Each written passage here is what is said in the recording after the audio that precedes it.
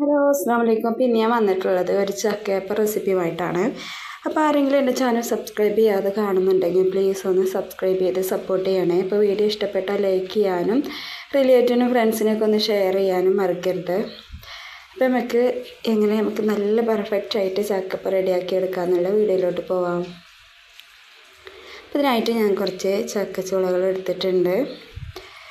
നല്ലോണം പഴുത്ത ചക്കയാവുമ്പോഴാണ് കേട്ടോ ഒന്നും കൂടി ഇതിന് ടേസ്റ്റ് കിട്ടുന്നത്. കണ്ടില്ലേ, ഈ ഒരു രീതിക്കുള്ള പഴുപ്പ്, നല്ല പഴുപ്പായിട്ടുണ്ടത്. ഇനി നമുക്ക് ഇതൊന്ന് കട്ട് ചെയ്തെടുക്കണം.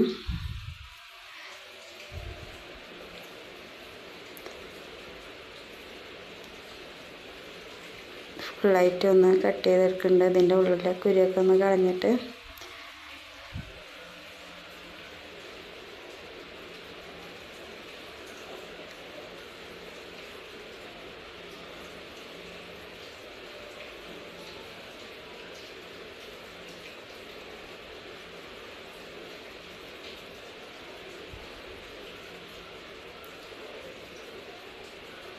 എത്രയും കനം കുറച്ച് കട്ട് ചെയ്യാൻ പറ്റുമോ അത്രയും കനം കുറച്ച് കട്ട് ചെയ്യാം കേട്ടോ. ഇത് നമ്മൾ ഇനി മിക്സിയിൽ അരച്ചെടുക്കുന്നൊന്നുമില്ല കേട്ടോ. നമ്മൾ അരക്കാതെയാണ് ഇത് ഉണ്ടാക്കിയെടുക്കുന്നത്.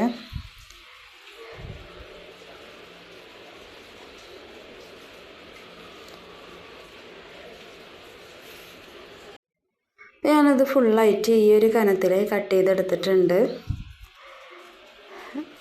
നല്ല ഭംഗിയുണ്ടല്ലേ ചക്കച്ചുള ഇങ്ങനെ മുറിച്ച് കട്ട് ചെയ്ത് വെച്ച് കാണാൻ. അപ്പോൾ അതിന് ഞാനൊരു കുക്കറിലേക്ക് ചേർത്ത് കൊടുത്തിട്ടുണ്ട് കേട്ടോ. അത് ഫുള്ളായിട്ട് കുക്കറിൽ ഇട്ട് കൊടുത്തിട്ടുണ്ട്. അതിലേക്ക് ഒരു ഗ്ലാസ് വെള്ളം മാത്രം ചേർത്ത് കൊടുത്തിട്ടുണ്ട്. അതൊന്ന് അടിക്ക് പിടിക്കാക്കാൻ വേണ്ടിയിട്ടാണ്. ഇനി ഇത് കുക്കറിൽ ഇട്ടിട്ട് ഒരു 3 വിസിൽ വരെ വേവിച്ചെടുത്തിട്ടുണ്ടായിരുന്നു കേട്ടോ.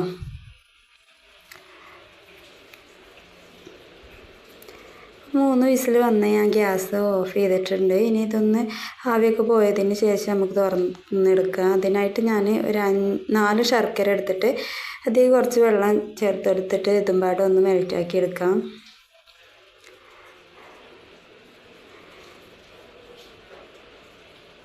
നമ്മൾ ചക്ക വേവിച്ചെടുത്തതാണ് കേട്ടോ. അത് കണ്ടില്ല, നല്ലവണ്ണം വെന്ത് വന്നിട്ടുണ്ട്. ഇനി ഇത് നല്ലവണ്ണം ചൂട് പോകാൻ വേണ്ടിയിട്ട് ഒന്ന് വെയിറ്റ് ചെയ്യാം കേട്ടോ. അപ്പം നമ്മുടെ ശർക്കര പാനി ഇവിടെ റെഡിയായി വന്നിട്ടുണ്ട്. ഇതൊന്ന് ചൂട് പോകാൻ വേണ്ടിയിട്ട് വെയിറ്റ് ചെയ്യണം. കുറച്ച് വെള്ളം മാത്രം ചേർത്ത് കൊടുത്താൽ മതിയാവും കേട്ടോ. ഇത് നന്നായിട്ടൊന്ന് ചൂട് പോയി വരട്ടെ.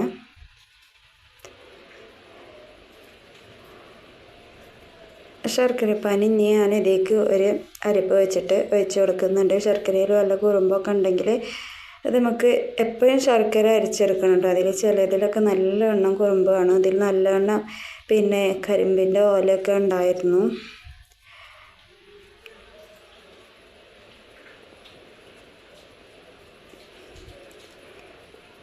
ഇനി ശർക്കരയും ചക്ക വേവിച്ചതും ഒന്ന് മിക്സാക്കി വെക്കാം. ഇതിൻ്റെ ചൂട് പോകുന്നുള്ളൂ കേട്ടോ. അതിൻ്റെ ചൂട് നല്ലവണ്ണം പോയതിന് ശേഷമാണ് കേട്ടോ നമ്മളിത് റെഡിയാക്കി എടുക്കുന്നത്. ഇപ്പോൾ ചൂടൊക്കെ നല്ലവണ്ണം പോയിട്ടുണ്ട്. ഇനി വലിയ പിന്നെ ചക്കച്ചുളകൾ നല്ലവണ്ണം വേകാത്ത ചെറിയ വലിയ കഷ്ണങ്ങളൊക്കെ ഉണ്ടെങ്കിൽ ഇങ്ങനെ കൈകൊണ്ട് ഇങ്ങനെ ഉടച്ച് കൊടുക്കാം കേട്ടോ. ഇനി അതല്ല, ഇതിങ്ങനെ കടിക്കാൻ കിട്ടുന്നത് ഇഷ്ടമുള്ളവർക്കാണെങ്കിൽ അത് അങ്ങനെ ചെയ്യേണ്ട ആവശ്യമില്ല. ഇനി ഇതിലേക്ക് ഞാൻ ചേർത്ത് കൊടുത്തിട്ടുള്ളത് ഒരു നുള്ളു ഉപ്പാണ്. അതും പാടി ചേർത്തിട്ട് നന്നായിട്ടൊന്ന് മിക്സ് ചെയ്യാം.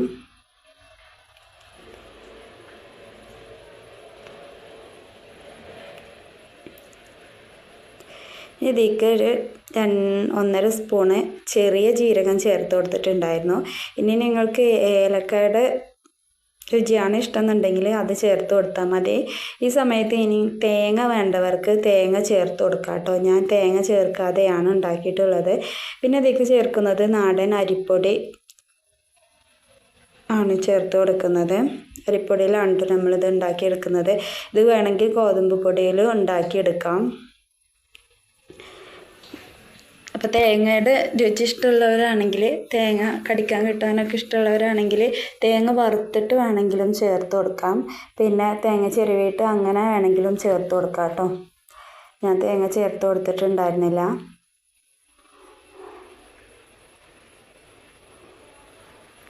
കുറച്ച് പൊടി ഇങ്ങനെ ചേർത്ത് കൊടുത്തിട്ട് ഇങ്ങനെ മിക്സാക്കി നോക്കുക.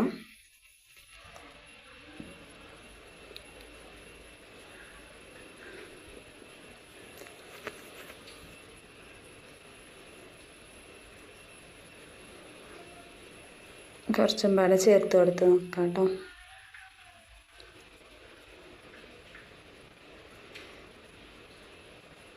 നല്ലവണ്ണം കെട്ടാവണ്ട, ആ ഒരു രീതിക്കാണ് കേട്ടോ നമുക്കിത് കിട്ടേണ്ടത്.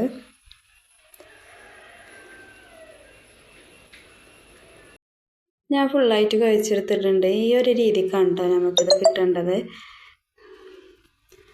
ഇനി നമുക്ക് ഈ ഒരു ഇലയിലാണ് കേട്ടോ ഞാനിത് എടുക്കുന്നത്. ഇലമംഗലം എന്നൊക്കെ പറയും ഇതിന്. വാഴയിലയിലും പുടണ്ണയിലയിലും ഒക്കെ ഇത് പരത്തിയെടുക്കാം. ഞാൻ ഈ ഒരു ഇലയിലാണ് പരത്തിയെടുക്കുന്നത്.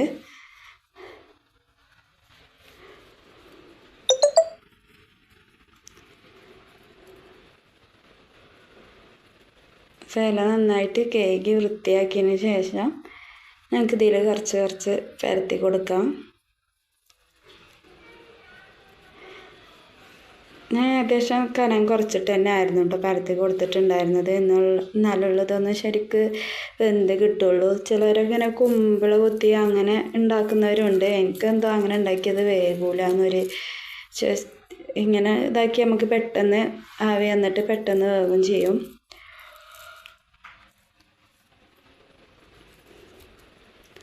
നന്നായിട്ട് എല്ലാ ഭാഗത്തും ഒന്ന് പരത്തി കൊടുക്കാം.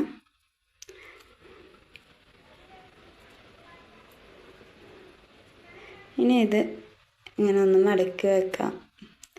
ഇത് എത്ര പണിയുള്ളൂ.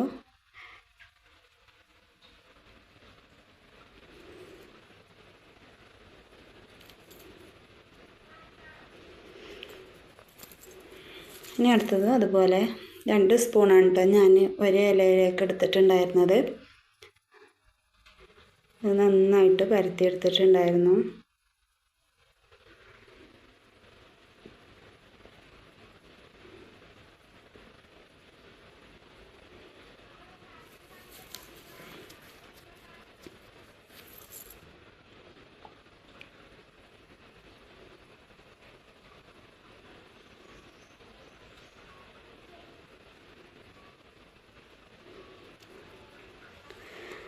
അപ്പോൾ ഫുള്ളായിട്ട് ഇനി ഇതുപോലെ ചെയ്തെടുക്കാം. ഇനി ഞാൻ ആവി കയറ്റാൻ വേണ്ടിയിട്ട് ഒരു ഇഡ്ഡലി പാത്രം അടുപ്പിൽ വെച്ച് കൊടുത്തിട്ടുണ്ട്. അതിൽ ഒരു ഇഡ്ഡലി തട്ട് വെച്ച് കൊടുത്തിട്ട് അതിൻ്റെ മുകളിലാണ് കേട്ടോ ഞാനിത് വെച്ച് കൊടുത്തിട്ടുള്ളത്. അതിൻ്റെ ഇടയിൽ വെള്ളം വെച്ചിട്ട് ഒന്ന് ആവി കയറ്റിയെടുക്കാം. ഒരു അരമണിക്കൂറോളം ഞാനിത് വേവിച്ചെടുത്തിട്ടുണ്ട്. അരമണിക്കൂറല്ല, ഒരു 1/4 മണിക്കൂറൊക്കെ കേട്ടോ. എന്നിട്ട് അതിന് ശേഷം ഞാനിത് ഒരു ചട്ടകം വെച്ചിട്ട് ഒന്നിങ്ങനെ കുത്തി നോക്കിയിട്ടുണ്ടായിരുന്നു. അപ്പോൾ നമ്മുടെ ചക്കയപ്പം റെഡിയായി വന്നിട്ടുണ്ട്. ഭയങ്കര രുചികരമായ ചക്കയപ്പമാണ്. അപ്പോൾ എല്ലാവരും ഒന്ന് ഉണ്ടാക്കി നോക്കുക. വീഡിയോ ഇഷ്ടപ്പെട്ടാൽ ഷെയർ ചെയ്യാനും ലൈക്ക് ചെയ്യാനും ചാനലൊന്ന് സബ്സ്ക്രൈബ് ചെയ്യാനും മറക്കരുത്. നമ്മളെ ഭയങ്കര ടേസ്റ്റി ആയുള്ള ചക്കയപ്പം റെഡിയായി വന്നിട്ടുണ്ട്. ഞാനൊന്ന് കാണിച്ചു തരാൻ, കണ്ടില്ല? ആ ഇലയുടെ അതേ ഷേപ്പ് വന്നിട്ടുണ്ട് കേട്ടോ നമ്മുടെ ചക്കയപ്പത്തിന്. ഈ ഇലയിൽ ഉണ്ടാക്കുമ്പോൾ ഈ ഇലയുടെ ഒരു രുചി ഇതിലേക്ക് കയറുമ്പോൾ ഭയങ്കര ഒരു ടേസ്റ്റിയാണ് കേട്ടോ. അപ്പോൾ വീഡിയോ ഇഷ്ടപ്പെട്ടാൽ ലൈക്ക് ചെയ്യാൻ മറക്കരുത്. അപ്പോൾ ഓക്കെ, ബൈ, വീണ്ടും കാണാം.